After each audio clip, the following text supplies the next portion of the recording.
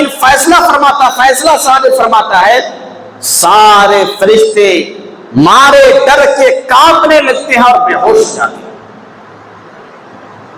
بے ہوش ہو جاتے ہیں۔ سب سے پہلے ہوش حضرت جبریل علیہ السلام کو آتا ہے۔ حضرت جبریل علیہ السلام اٹھ کر کے کہتے ہیں کہ اللہ تبارک و تعالی نے جو بھی کہا حق کہا، پھر اللہ رب العالمین کے احکام کو سنتے ہیں، اور پھر اس کے بعد سارے فرشتے ہوش میں آتے ہیں، اور پھر سارے فرشتوں کو اللہ تبارک و تعالیٰ کے احکام کو سنایا جاتا ہے۔ آپ سوچ کر کے سمجھ کر کے دیکھیں، تصور کر کے دیکھیں کہ فرشتے جو کبھی اللہ تبارک و تعالیٰ کی نافرمانی نہیں کرتے، فرشتے جو ہمیشہ اللہ تبارک و تعالیٰ کے ذکر و اذکار کرتے رہتے ہیں،